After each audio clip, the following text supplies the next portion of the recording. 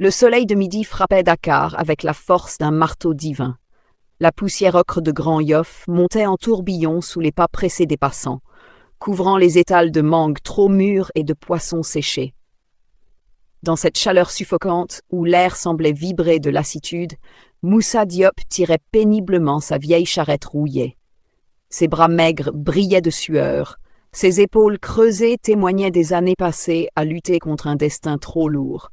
À chaque coin de rue, il criait « Eau fraîche, eau fraîche !»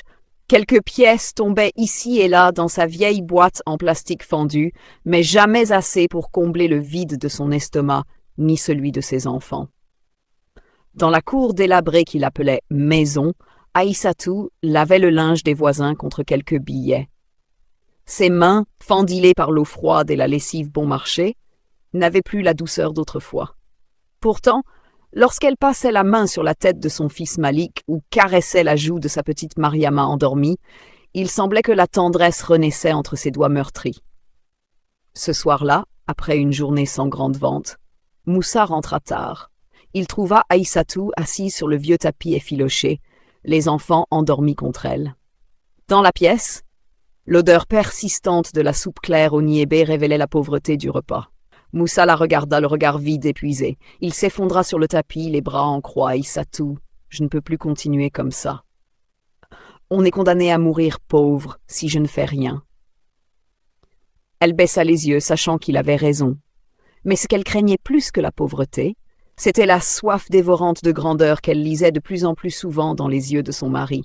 Cette soif qui efface la patience, la sagesse et parfois l'amour. Dehors, le muezzin lança l'appel à la prière depuis la petite mosquée du quartier. Un vent chaud souleva un nuage de poussière qui s'infiltra par les fenêtres brisées. Et dans ce chant mélancolique du soir, un pressentiment s'installa dans le cœur d'Aïssatou. Quelque chose était sur le point de changer et pas nécessairement pour le meilleur. À l'aube, avant même que les premiers rayons du soleil ne percent l'horizon de Grand Yoff, Aïssatou était déjà debout. Ses gestes étaient précis, presque mécaniques. Elle pliait soigneusement les pagnes usées, rangeait le peu de vaisselle ébréchée qu'il possédait, puis vérifiait si les enfants avaient encore des vêtements à porter pour la journée. Malik, à 8 ans, avait pris l'habitude de s'occuper de sa petite sœur Mariama, qui en avait à peine 5. Ensemble, ils accompagnaient souvent leur mère jusqu'au lavoir public, où elle passait ses journées à frotter les habits des plus riches. « Maman, pourquoi on ne va plus à l'école ?» demanda Malik ce matin-là, les yeux baissés, tirant sur son short devenu trop court. Aïssatou s'arrêta un instant. Ce genre de question lui transperçait le cœur, plus violemment que n'importe quelle douleur physique. Au lavoir, la journée s'annonçait rude, les seaux d'eau étaient lourds, l'eau était froide malgré la chaleur de l'air, et ses doigts, déjà abîmés, souffraient à chaque mouvement. Mais Aïssatou avait cette force qu'aucune épreuve ne semblait pouvoir briser. Son esprit répétait comme une prière silencieuse. Pendant qu'elle frottait les vêtements, les autres femmes du quartier parlaient fort des nouvelles du jour. On racontait qu'un grand chantier allait bientôt s'ouvrir à la corniche, qu'il y aurait des centaines d'emplois. Les hommes les plus jeunes du quartier se préparaient déjà à se présenter. Le soir, de retour à la maison, Aïssatou retrouva Moussa, encore plus taciturne que la veille. Il fixait le mur nu, les bras croisés, comme un homme face à un mur invisible qu'il n'arrivait pas à affranchir. « Moussa, j'ai entendu dire qu'un grand chantier démarre bientôt. » Peut-être que... Il leva la main pour l'interrompre. « Je sais, j'ai déjà pris ma décision. Demain, j'irai là-bas. Cette fois, tout va changer, Aïssatou. » Elle le regarda longuement. Ce n'était plus un simple espoir qu'elle lisait dans ses yeux. C'était une détermination froide, presque inquiétante. Cette nuit-là, tandis que les enfants dormaient, Aïssatou pria plus longtemps que d'habitude.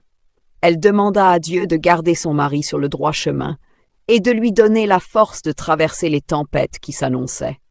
Car dans le souffle du vent qui passait entre les tôles de leur maison, elle crut entendre le murmure du destin.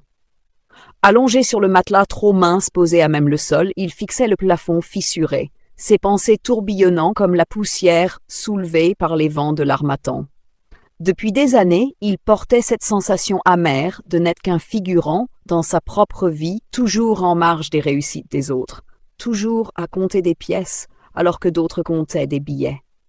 Il se souvenait de ses années de jeunesse, quand il arpentait les rues de Dakar avec des rêves plein la tête.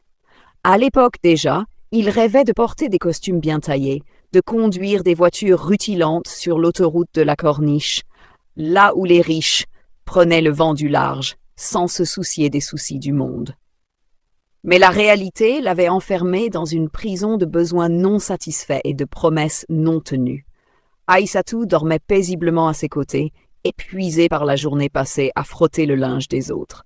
Malgré tout, elle semblait en paix, et c'est cela qui énervait Moussa au fond de lui. Cette capacité qu'elle avait à supporter la pauvreté sans se révolter, à sourire malgré l'humiliation quotidienne.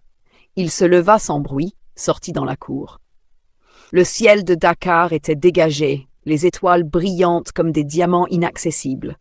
Moussa s'assit sur la vieille pierre au fond de la cour, son regard perdu dans l'infini. Demain, il irait sur ce chantier. Il ne voulait plus être un homme sans nom, un homme sans avenir. Il ferait tout ce qu'il faut, absolument tout, pour changer sa destinée.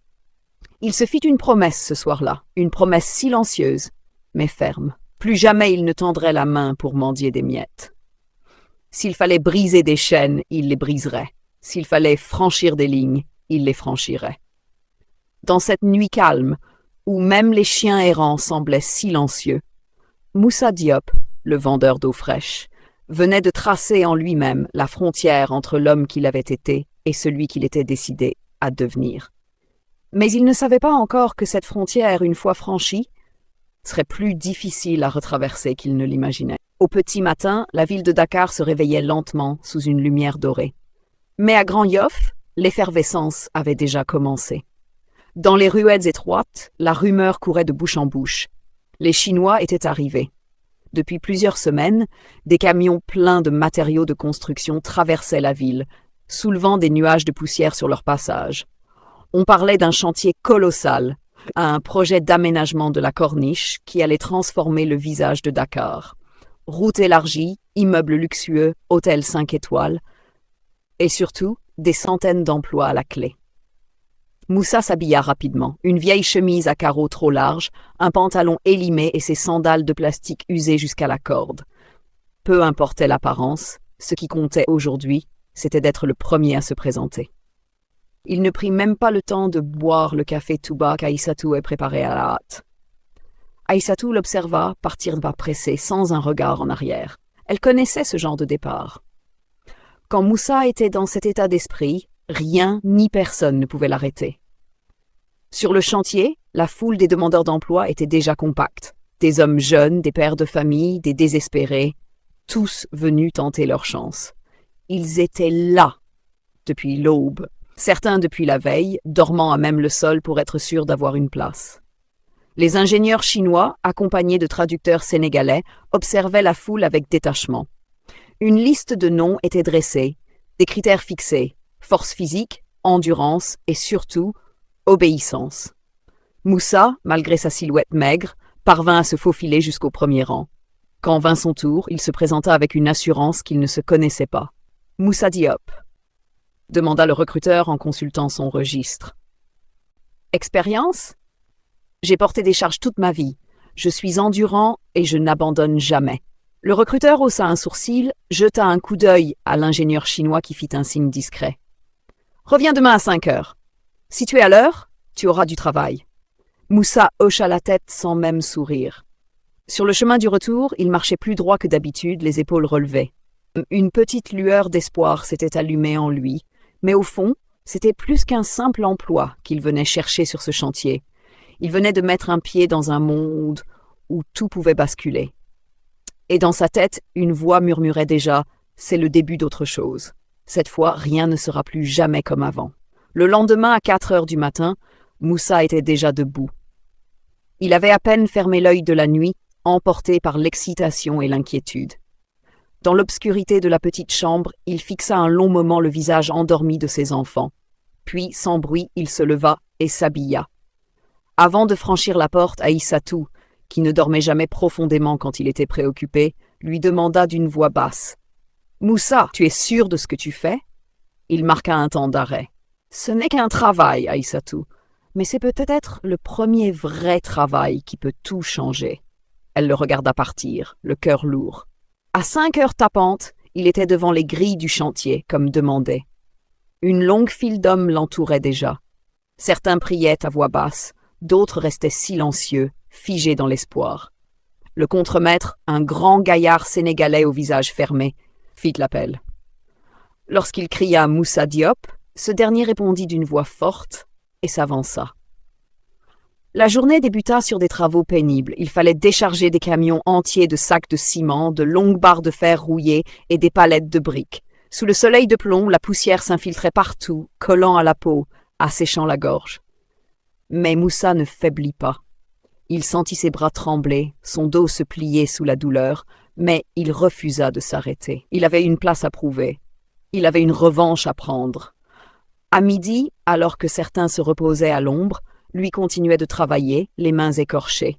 Ce zèle attira l'attention du contremaître. « Toi, viens ici. » Moussa s'approcha, essuyant son front en sueur. « Tu veux gagner plus ? » « Je suis prêt à tout, » répondit-il, le regard dur. « Demain, reviens avant l'aube. On a besoin d'hommes solides pour accompagner les ingénieurs sur un autre site. Ce sera plus dur, mais mieux payé. » Moussa sentit son cœur bondir dans sa poitrine. C'était la première fissure dans le mur qui lui barrait l'horizon depuis tant d'années. Ce soir-là, quand il rentra à la maison, il avait dans la poche un billet de 5000 francs CFA, plus qu'il n'avait gagné en une semaine de vente d'eau. Aïssatou l'accueillit avec un sourire discret, les enfants sautillant autour de lui. Il déposa le billet dans la main de sa femme. « Ce n'est que le début, Aïssatou. Je te l'ai dit, tout va changer. » Mais dans ses yeux, elle lut autre chose.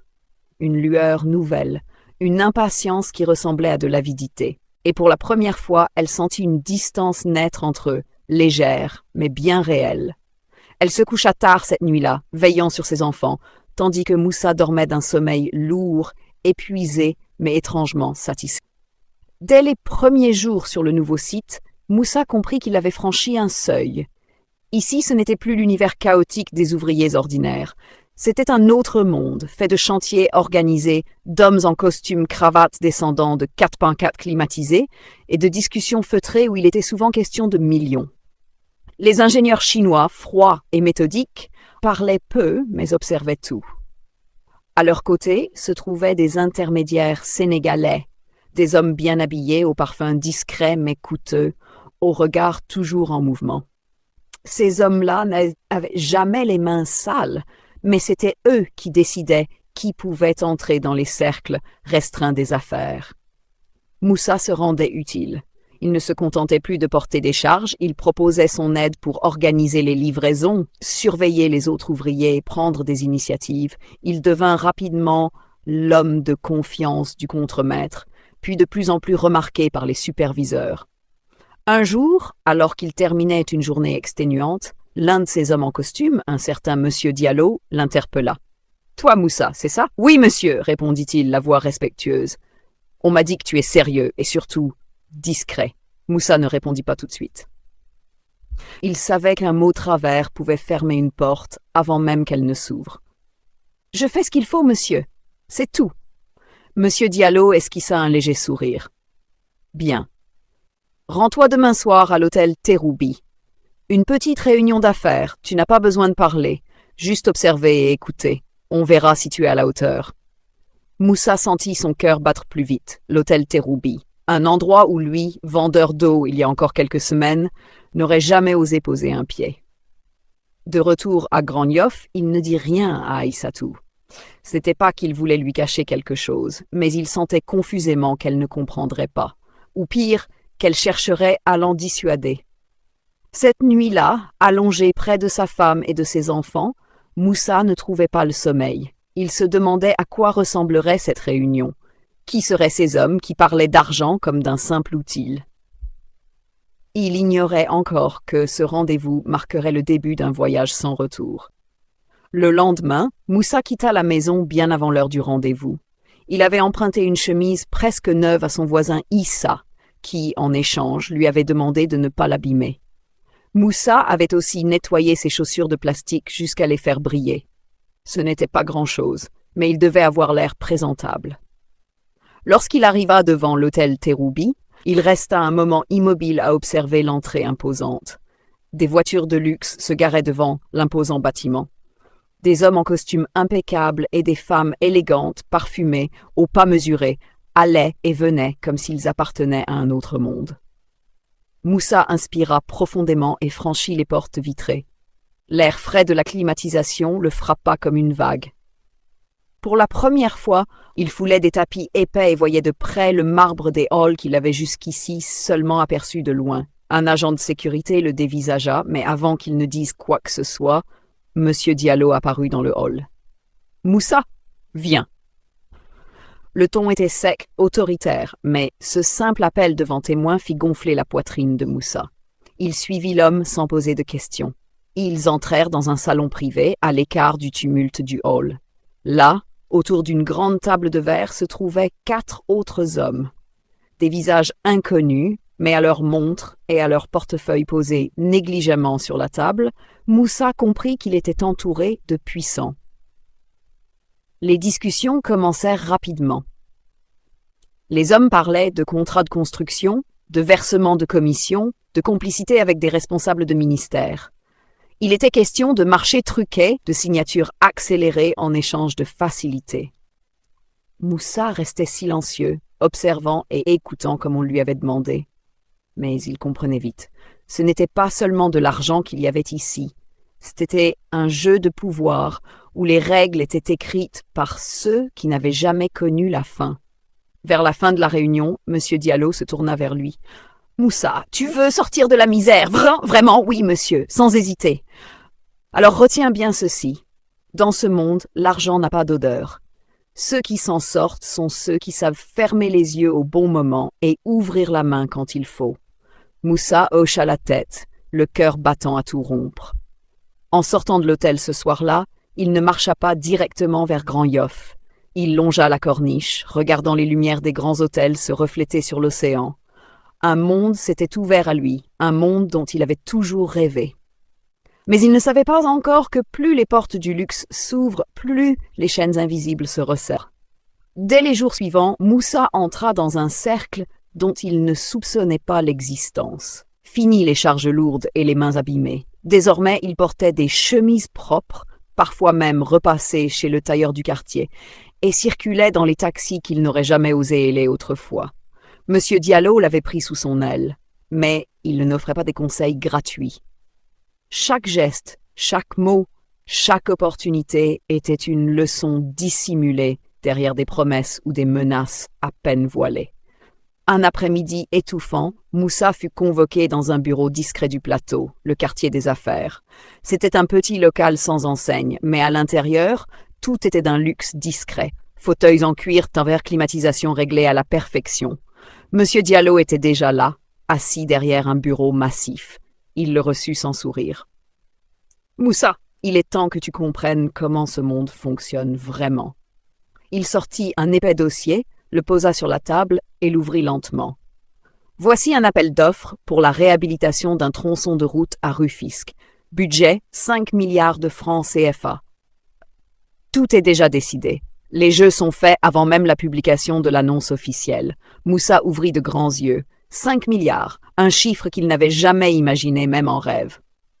Nous avons besoin de petites mains pour faire circuler les documents, remettre des enveloppes aux bonnes personnes, s'assurer que certains fonctionnaires ferment les yeux et que d'autres mettent les tampons au bon moment. Il marqua une pause, scrutant Moussa. « Ce n'est pas propre, mais c'est comme ça que les routes se construisent et que les tours s'élèvent, tu comprends ?» Moussa sentit un frisson le parcourir, mais il hocha la tête. Il avait déjà franchi la première limite, il n'était plus question de reculer.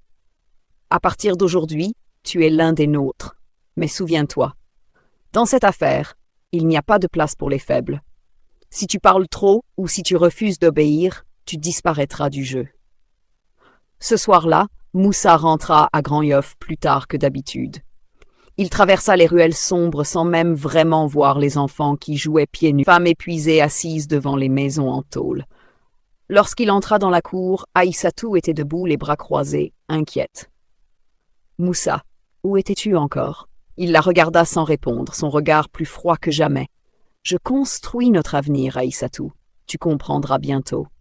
Mais elle, dans l'ombre de cette nuit étouffante, sentit son cœur se serrer.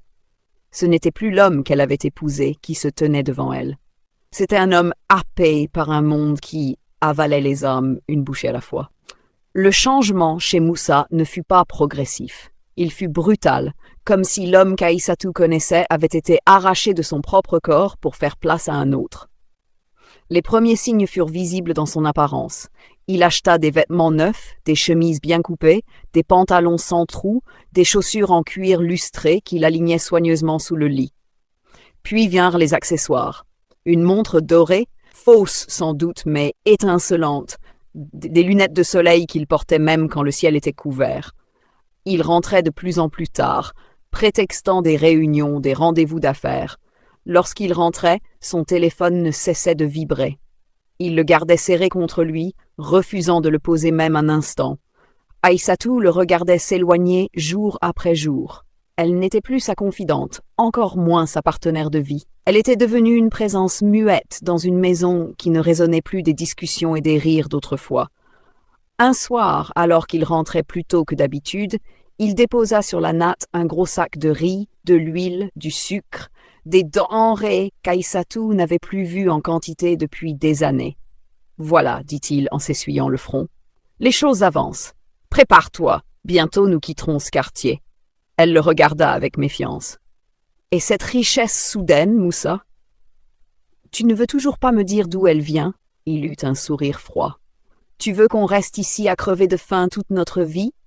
J'ai trouvé un moyen d'en sortir. C'est tout ce qui compte. » Cette nuit-là, Aïssatou sentit pour la première fois que son mari parlait un langage qu'elle ne comprenait plus. Il fit même des plans pour quitter Grand Yoff. « Ce quartier n'est plus à notre niveau, Aïssatou. J'ai trouvé un appartement à la cité Cœur Gorgui, un vrai appartement avec carrelage, eau courante et même la climatisation. » Mais quand il prononça ces mots, il ne parla pas d'eux, mais de lui.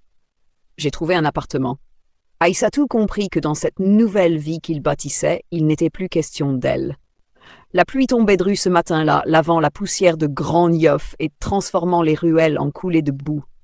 Aïssatou préparait le petit déjeuner pour Malik et Mariama, quand un coup de poing brutal résonna contre la vieille porte en bois. Elle sursauta, s'essuya les mains sur son pagne et alla ouvrir. Deux hommes massifs, inconnus, se tenaient là, les visages fermés, les vêtements humides. « C'est ici que vit Moussa Diop », lança l'un d'eux d'une voix sèche. Aïssatou hésita avant de répondre. « Oui, mais il n'est pas là. »« Que lui voulez-vous ? On ne cherche pas lui, on est là pour vous. Ordre du propriétaire, vous devez quitter cette maison avant la fin de la journée. » Aïssatou sentit son cœur s'arrêter. « Mais comment ça ? Nous avons payé le loyer du mois. Ce n'est plus une question d'argent. Votre mari a fait les arrangements nécessaires. Cette maison est déjà promise à quelqu'un d'autre. » Les deux hommes déposèrent un papier froissé sur la petite table et s'en allèrent sous la pluie. Aïssatou attrapa le document. C'était une notification d'expulsion, sommairement rédigée, sans même la signature officielle du propriétaire. Quelques heures plus tard, Moussa rentra enfin. Il portait un costume clair, tout juste sorti du pressing, et une nouvelle paire de lunettes de soleil qu'il avait posées négligemment sur son front. « Moussa !» cria Aïssatou, les yeux rougis par la colère et les larmes. « Explique-moi ce qui se passe !»« Ces hommes sont venus nous chasser. » Il resta un moment silencieux, puis, avec un calme qui glaça Aïssatou, il dit « Je t'avais prévenu, cette vie est derrière nous. Je vais me marier avec une autre femme, une femme qui correspond à ma nouvelle vie. » Aïssatou eut du mal à comprendre, comme si les mots mettaient du temps à atteindre son esprit. « Tu vas te marier ? Et nous, tes enfants ?» Moussa évita son regard. « Je vous ai assez porté. J'ai souffert pour vous pendant des années. Maintenant, il est temps que je pense à moi. Vous trouverez bien où aller, Aïssatou. Tu es forte. » Il se détourna, laissa quelques billets froissés sur la table et s'en alla sans un regard en arrière, ses chaussures éclaboussant la boue sur son passage.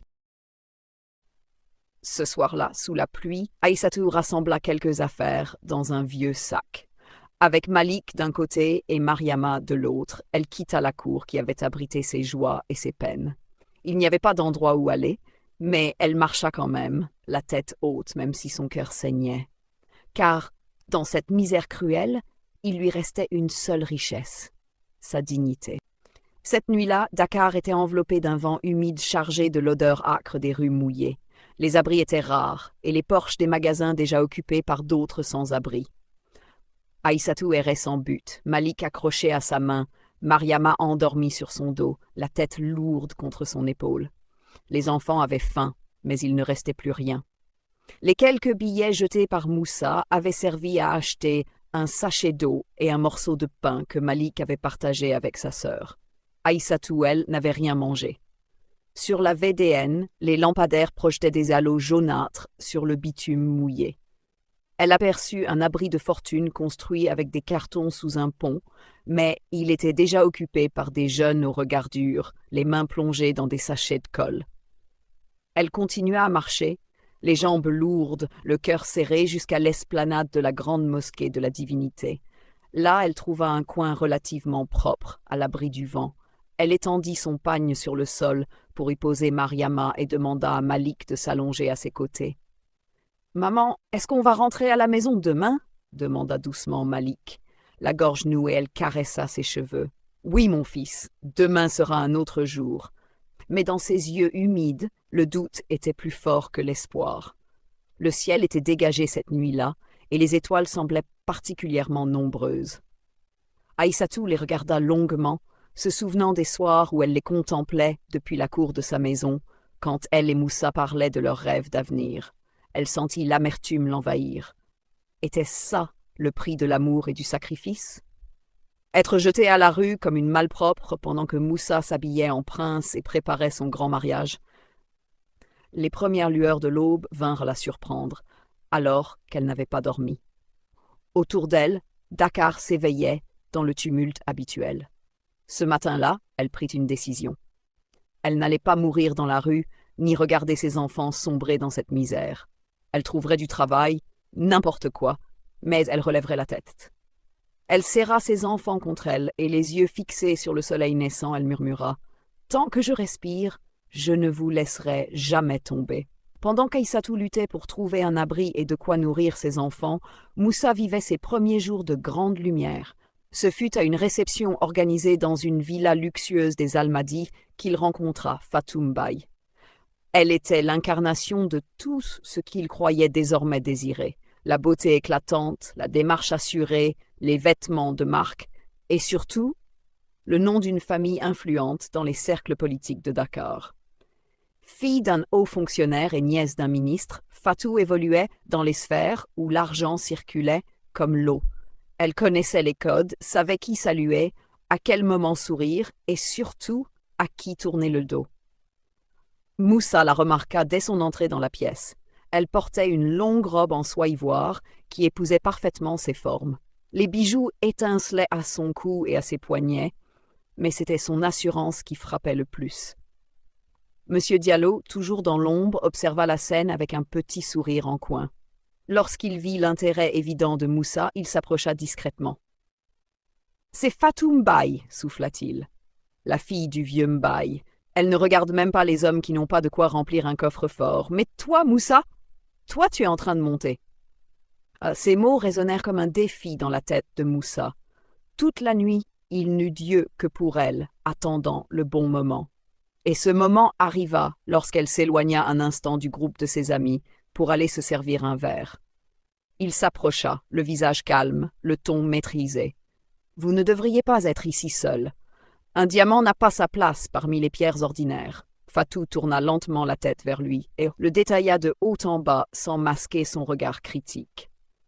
Elle reconnut immédiatement le profil, un homme neuf, ambitieux, qui n'avait pas encore tout à fait le raffinement des grandes familles, mais dont l'argent commençait à ouvrir les portes. « Et vous, dit-elle d'une voix posée, êtes-vous une pierre ordinaire ou prétendez-vous déjà être un bijou ?» Moussa eut un sourire contrôlé. « Donnez-moi le temps de le prouver, mademoiselle Mbaye. » Elle ne répondit rien et s'éloigna en laissant derrière elle son parfum capiteux. Mais à la fin de la soirée, c'est lui qu'elle chercha du regard avant de partir. Ce fut le début d'un jeu de séduction où Fatou posait les règles et où Moussa était prêt à tout pour gagner.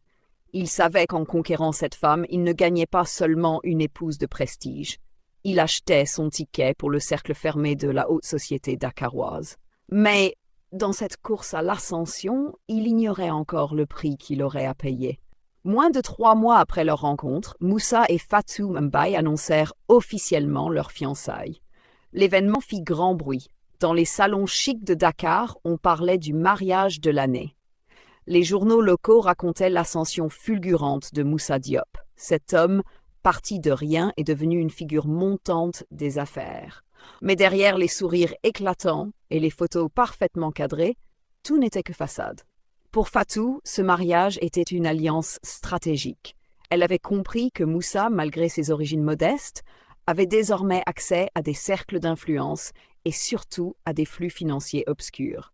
Il représentait une opportunité de renforcer sa position sociale et, à travers lui, d'obtenir des contrats pour les sociétés de sa famille. Moussa, de son côté, voyait en Fatou bien plus qu'une épouse. Elle était la clé qui ouvrirait des portes jusque-là fermées. En l'épousant, il accédait à un monde où les affaires se signaient dans l'intimité des villas climatisées, où les marchés publics se négociaient entre 2 verres de champagne, loin des regards. La cérémonie fut grandiose. Les Almadies, quartier des puissants, furent le théâtre d'une réception que peu oublieraient. L'hôtel Terroubi fut entièrement privatisé pour l'événement. Des voitures de luxe formaient une haie d'honneur à l'entrée. Les invités étaient triés sur le volet, hommes politiques, chefs d'entreprise, hauts fonctionnaires et célébrités. Moussa portait un boubou brodé sur mesure, des chaussures importées d'Italie et une montre qui valait plus que tout ce qu'il avait possédé dans sa vie passée. Fatou était resplendissante dans une robe conçue par un grand couturier parisien, ses bijoux scintillant sous les projecteurs. Au même moment, de l'autre côté de Dakar, dans un petit centre d'accueil pour femmes en détresse, Aïssatou regardait la une du journal posée sur la table commune. La photo de Moussa et de Fatou s'étalait en pleine page. Elle sentit un frisson glacé lui parcourir l'échine, mais elle ne pleura pas. Les larmes étaient devenues un luxe qu'elle ne s'autorisait plus. À ses côtés, Malik et Mariama jouaient en silence, habitués désormais à cette nouvelle vie où leur mère se battait chaque jour pour un repas et un coin de sol propre où dormir. « Maman, c'est papa sur la photo ?» demanda innocemment Mariama. Aïssatou replia doucement le journal et caressa la tête de sa fille. « Non, ma chérie, ce n'est plus lui. Ton père, celui qu'on a connu, n'existe plus. » Elle se leva, le dos droit, la tête haute. Il était temps de tourner la page et d'écrire leur propre histoire, loin de ces noces d'apparence où l'amour n'était qu'une monnaie de plus. La vie au centre d'accueil n'était pas facile, mais elle avait le mérite de redonner à Aïssatou un semblant de stabilité. Ici, au milieu de femmes qui avaient connu le pire, elle n'était plus seule dans sa douleur.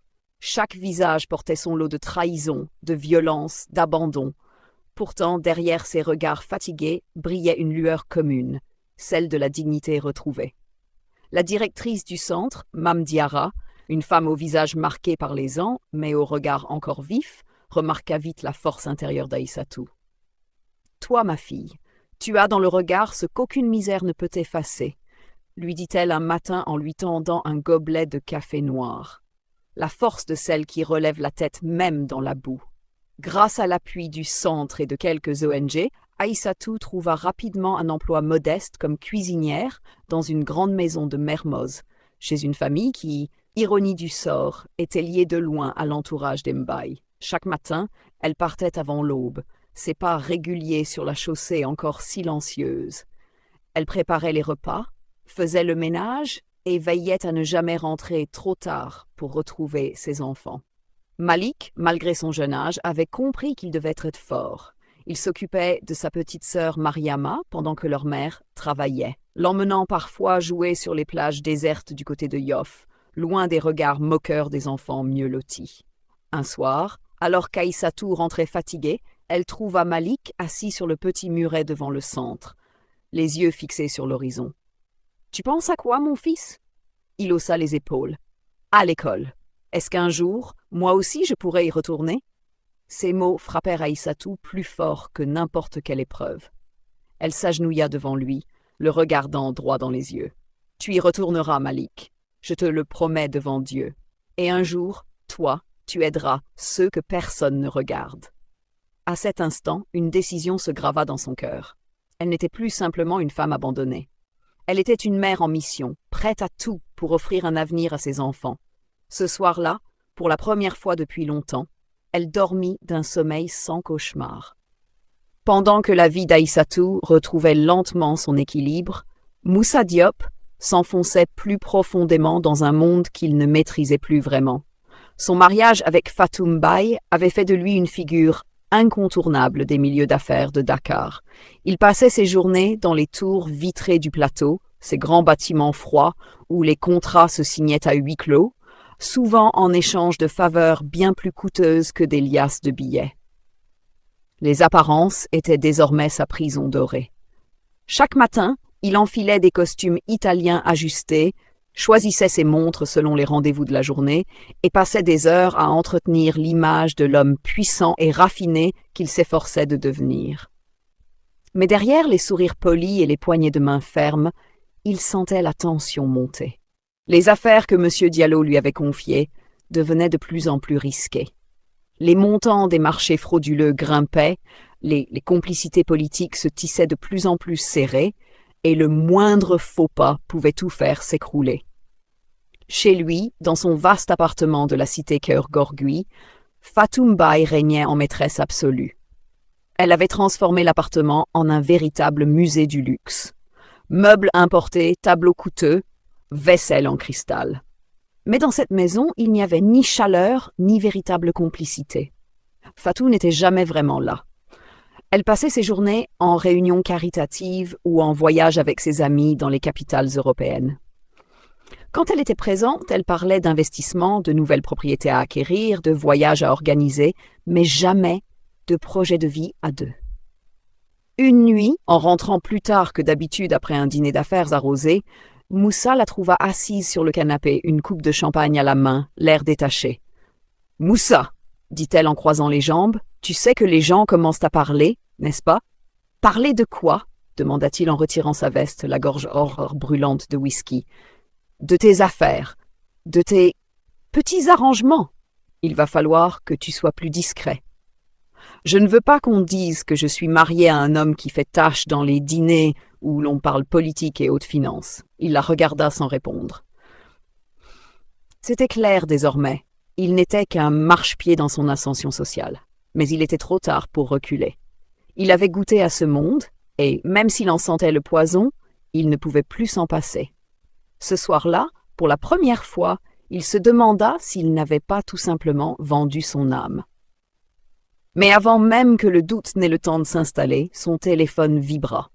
Un message de M. Diallo. Une nouvelle opération. Encore plus risquée. Encore plus lucrative. Et comme à chaque fois, Moussa rangea ses remords au fond de sa poche, à côté de son portefeuille trop épais et de ses rêves devenus trop lourds à porter. Il tenta de remplir ce vide en multipliant les sorties nocturnes, les réceptions, les soirées privées dans les villas des Almadies. L'alcool coulait à flots, les rires fusaient, mais au fond de lui, c'était le silence. Un soir, au détour d'une de ces soirées où tout semblait irréel sous les lumières tamisées et la musique douce, dans les bureaux feutrés du plateau, l'agitation n'était plus la même. Les conversations autrefois pleines de certitudes et de projets ambitieux se faisaient plus discrètes, plus nerveuses. Les regards se croisaient furtivement, et certains habitués des lieux se faisaient de plus en plus rares. Moussa, assis dans son fauteuil en cuir, feuilletait machinalement un dossier. Mais son esprit était ailleurs. Depuis quelques jours, des rumeurs persistantes couraient dans les cercles du pouvoir. Une grande enquête anticorruption était en cours. Au ministère des Infrastructures, des inspecteurs avaient déjà mis la main sur des dossiers compromettants. Certains noms circulaient en sourdine, et le sien n'était jamais bien loin. Un matin, alors qu'il s'apprêtait à partir pour un rendez-vous, il reçut un appel de M. Diallo. « Il faut qu'on parle tout de suite. » Moussa comprit au ton de son mentor que les choses prenaient une tournure sérieuse. Il le rejoignit dans un discret hôtel du centre-ville, loin des regards et des oreilles indiscrètes. M. Diallo était assis à une table reculée, son visage fermé, son téléphone posé devant lui comme une arme prête à tirer. Les choses se corsent, Moussa, dit-il sans préambule. Quelqu'un a parlé. Un de nos hommes a été arrêté la nuit dernière. Moussa sentit une sueur froide lui glisser dans le dos. Et moi? Pour l'instant, tu es encore à l'abri, mais ça ne durera pas. Tu vas devoir être plus discret que jamais. Et surtout, il va falloir préparer une sortie, un repli au cas où. Moussa fronça les sourcils. Une sortie? Je suis trop exposé pour disparaître sans que tout le monde s'en rende compte. Diallo eut un sourire amer. Il n'y a que deux façons de disparaître dans ce milieu, Moussa. Soit tu prends de l'avance et tu disparais à l'étranger, soit c'est la prison ou pire. À toi de choisir pendant qu'il est encore temps. Moussa ne monta pas directement chez lui. Il s'arrêta dans le parking souterrain, s'adossa contre un pilier et ferma les yeux. Il pensa à sa vie d'avant, à Aïssatou, à ses enfants qu'il n'avait pas revus depuis des mois. Et pour la première fois depuis longtemps, il se demanda ce qui avait vraiment de la valeur dans cette vie qu'il croyait avoir conquise. Mais il était déjà trop tard pour revenir en arrière. Les premiers nuages s'amoncelaient et la tempête approchait. Dans les rues poussiéreuses de Yoff, la petite Mariama, tout juste 5 ans, toussait sans arrêt. Depuis plusieurs jours, elle avait de la fièvre et ses petites joues étaient brûlantes au toucher. Assise sur le rebord du lit dans la minuscule pièce du centre d'accueil, Aïssatou la berçait doucement, ses mains tremblantes caressant le front de sa fille. Elle n'avait plus rien. Même le centre ne pouvait plus lui fournir les médicaments nécessaires. Diarra, la directrice du centre, apparut. Elle avait été informée de la situation par Malik, qui était revenu en courant, essoufflé, les yeux pleins de larmes. Mame Diarra souleva Mariama avec douceur. « Viens, ma fille, nous allons l'emmener à l'hôpital. » Elle appela un taxi et paya de sa propre poche les frais médicaux d'urgence. Mariama passa 3 nuits sous perfusion. Aïssatou veilla sans fermer l'œil, assise sur le petit tabouret à côté du lit d'hôpital. Elle pria, encore et encore. Aïssatou lança un projet modeste mais ambitieux, un petit commerce de restauration. Chaque matin, elle préparait du café tout bas, des beignets de mil et des sandwichs simples qu'elle allait vendre à la sortie des chantiers et des gares routières. Les clients apprécièrent rapidement sa cuisine, sa réputation grandit dans le quartier.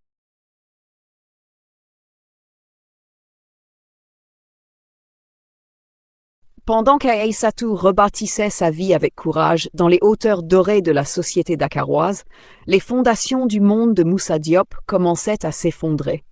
Les scandales de corruption éclataient les uns après les autres dans les médias, les marchés truqués, les détournements de fonds, les contrats de complaisance, tout était désormais sur la place publique. Les émissions de radio débattaient férocement, les journaux titraient en gros caractères les noms des hommes impliqués. Et inévitablement, le nom de Moussa Diop commença à apparaître. Un après-midi, il vit 2 hommes en civil l'attendre près de sa voiture. « Monsieur Diop, nous avons des questions à vous poser. Veuillez nous suivre. » Le visage fermé, il monta dans le véhicule officiel sans résistance. Il savait que le jeu était terminé. Les jours suivants, toutes ces sociétés furent perquisitionnées. Ses comptes bancaires gelés. Fatoum Baye, fidèle à elle-même, ne resta pas une seconde de plus à ses côtés. À la première lueur du scandale, elle disparut, laissant derrière elle un simple mot sur la table du salon. « Je ne suis pas née pour tomber avec ceux qui échouent. » Moussa erra quelques jours dans les rues de Dakar, méconnaissable.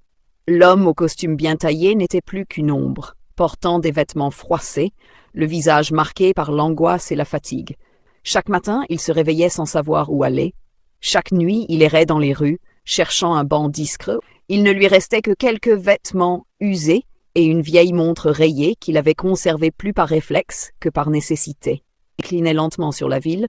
Moussa, les jambes lourdes et l'âme en ruine, prit la direction du centre d'accueil où il pensait pouvoir retrouver Aïssatou. Arrivé devant le petit portail en fer, il hésita. La peur du regard d'Aïssatou, la honte face à ses propres enfants, le paralysaient. Mais le besoin de les revoir était plus fort que tout. Il poussa la porte et entra dans la cour du centre. Aïssatou était là, assise sur un tabouret en plastique, surveillant Mariama, qui jouait non loin, et Malik, occupé à réviser ses leçons, le visage sérieux. Moussa resta debout à quelques mètres, incapable d'avancer. Ce furent les enfants qui le remarquèrent les premiers. Mariama, levant les yeux, s'arrêta de jouer. « Maman, c'est papa !» souffla-t-elle en tirant doucement le pagne de sa mère. Aïssatou se leva lentement, tourna la tête et croisa le regard de Moussa. Il y avait dans ses yeux une force calme, presque une distance insurmontable. Moussa voulut parler, mais sa gorge était sèche, ses lèvres tremblaient. Il finit par balbutier. « Aïssatou, je suis désolé. » Elle le regarda sans colère, sans larmes non plus. « Pourquoi es-tu là, Moussa ? Il ne reste plus rien à détruire, n'est-ce pas ?» Il baissa la tête, incapable de soutenir son regard. « Je n'ai plus rien, Aïssatou. Je suis venu pour demander pardon. » Elle le fixa un long moment avant de répondre. « Ce pardon, Moussa, je te l'ai déjà donné dans mes prières. Pas pour toi, mais pour moi. Pour que je puisse avancer sans haine. Mais ne viens pas chercher ici ce que tu as toi-même abandonné. » Elle fit un pas en avant, s'approcha de lui, ses yeux humides mais fiers. « Regarde bien tes enfants. Ce sont eux qui ont payé le prix de tes choix. Ce sont eux qui ont souffert en silence pendant que tu cherchais ta grandeur dans des palais de mensonges. » Moussa leva timidement les yeux vers Malik et Mariama. Il le regardait sans haine, mais sans chaleur non plus, comme s'il n'était qu'un visage effacé d'un vieux souvenir. « Si tu veux vraiment te racheter, dit Aïssatou, fais-le devant Dieu. Mais pour nous, c'est trop tard. » Moussa resta là, immobile, le cœur plus lourd qu'il ne l'avait jamais été. Il comprit alors que certaines erreurs ne peuvent être réparées. Tandis que Moussa errait dans les rues, prisonnier de ses regrets, Aïssatou traçait une nouvelle route. Son petit commerce de restauration avait grandi. Ce qui avait commencé avec quelques beignets du café Touba vendu à la sauvette était désormais une vraie activité. Elle avait pu louer un petit espace en bordure d'un marché populaire, installer une bâche pour protéger ses clients du soleil et même employer une jeune fille du centre pour l'aider à servir. Chaque matin avant l'aube, elle se levait pour préparer ses plats. Les parfums de ses bouillons épicés, de ses beignets dorés et de son riz parfumé attiraient de plus en plus de clients. Les chauffeurs de taxi, les commerçants, même quelques fonctionnaires du quartier venaient s'asseoir à ses tables de fortune, savourant sa cuisine simple mais préparée avec soin. Les bénéfices, elle ne les dilapidait pas. Chaque pièce était soigneusement comptée, rangée dans une vieille boîte en fer qu'elle cachait sous le lit de la chambre qu'elle louait désormais loin du centre d'accueil. Avec les premiers vrais bénéfices, elle inscrivit Malik dans une école privée du quartier. Le jour où elle lui remit son nouveau cartable, Malik éclata d'un grand sourire, le premier depuis longtemps. « Maman, un jour je te rendrai tout ça, dit-il en serrant fort son cartable contre lui. Aïssatou posa une main sur sa tête. « Ne me rends rien, mon fils. Sois juste un homme droit. C'est tout ce que je te demande. »